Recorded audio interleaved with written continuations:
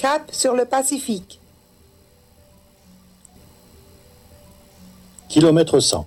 Déviation à main gauche vers Arriaga et le sud. Nous escaladons les contreforts de la Sierra Madre et ce col, qui est aussi un passage naturel, la Sepultura. La faune et la flore de la côte du Pacifique vient à la rencontre des espèces voisines, descendues de leurs montagnes originelles.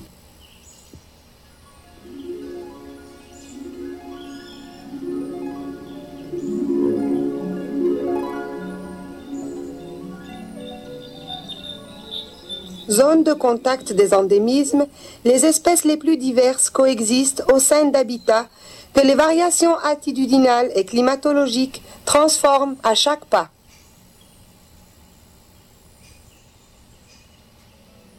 Miradors, cascades, défilés, ruisseaux et forêts tropicales de toutes sortes, depuis les selvas, toujours vertes jusqu'aux bosquets de feuillus caducs, sont accessibles sans trop d'efforts. C'est une réserve trop récente pour compter sur des installations et une logistique achevée. Cependant, il vous sera possible de camper à la Providencia, Monte Bonito, La Palmita. Les gens du coin vous guideront et pourront même vous héberger éventuellement.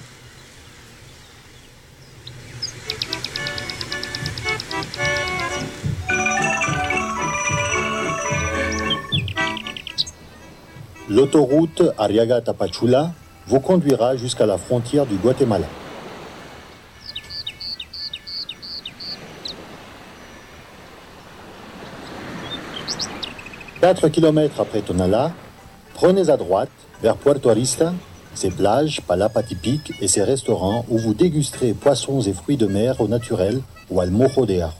Un repos bien gagné aussi. » Comme le dit si joliment son nom, Boca del Cielo est un paradis où des lanchas vous promèneront sur le grand canal, les pampas, lagunes et esteros. Les pêcheurs y vivent en harmonie avec les pélicans, hérons, grues et les migrateurs de passage. Pour les amants de l'aventure et de rencontres plus originales, il y a la réserve La Encrucijada. Depuis Acapetahua, à 28 km de Mapastepec, qui sera le point de départ d'une prochaine randonnée, il faudra prendre la piste del Embarcadero Las Garzas. Vous y trouverez des barques à moteur capables d'embarquer plus de 20 passagers. Parcours touristique et un campement La Concepción. Des palapas géantes avec moustiquaires, dortoirs, WC, douche et bien sûr guide et radio. La forêt des manglares, mangroves, y est la plus étendue du littoral pacifique américain. Celle du Zapotonal aussi. Popales, tulares et la végétation des îlots où se développe une selva de moyenne hauteur, tout cela constitue un écosystème extraordinaire.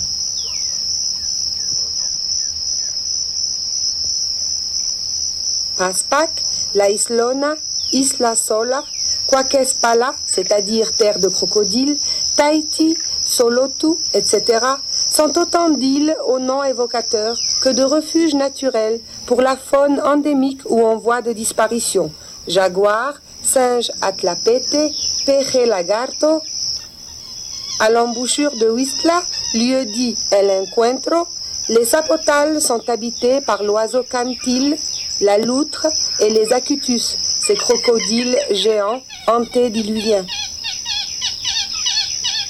Les lagunes salines de Chantuto, Los Cerritos, sont dominées par de petites collines de coquillages, les conchales. Elles sont le résultat d'une activité millénaire qui remonte aux hommes du Cénolithe, ceux-là même qui, en construisant ces campements saisonniers, allaient inaugurer la vie en village et abandonner leur errance de chasseurs-collecteurs. Une véritable révolution pour l'avenir du continent. Les pêcheurs d'aujourd'hui répètent les gestes de toujours. Cap sur la Sierra. On revient à Mapastepec, mais cette fois pour un périple qui nous conduira al Triunfo. Il y a 12 km de piste jusqu'à la communauté 13 de Mayo.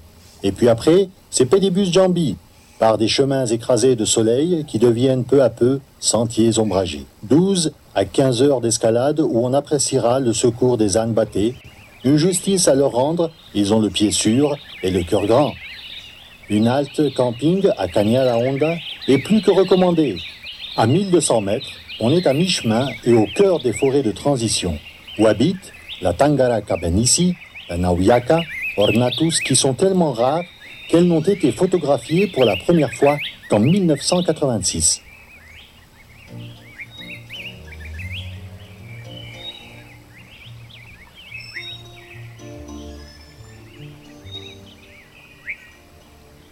À mesure qu'on monte, la végétation se transforme, à tel point qu'on y rencontre 10 des 19 types de végétation répertoriés au Chiapas.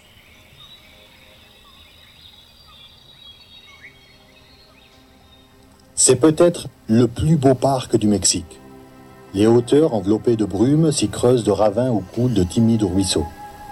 Et, parce que à plus de 2000 mètres, les brouillards sont tenaces, les guirlandes de mousse accrochées aux lianes, les lichens, fougères et les couronnes écarlates des bromélias se festonnent de rosée.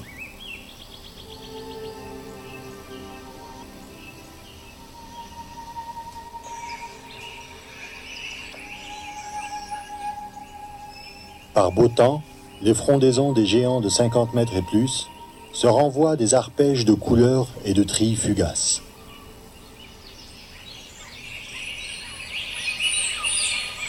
Oui, cette selva des confins est un monde à part.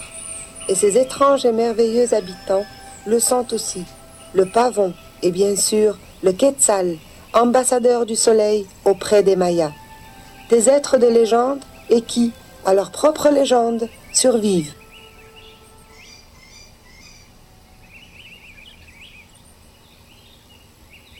L'autoroute nous ramène à la civilisation.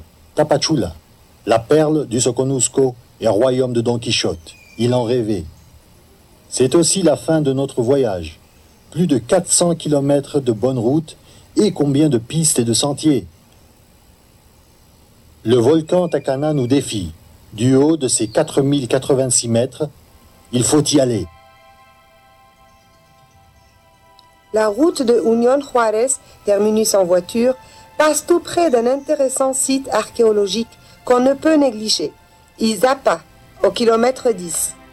Ces stèles, trônes, sculptures et constructions pyramidales de galets sont témoins d'une culture d'influence olmèque qui y fleurit à l'aube de notre ère.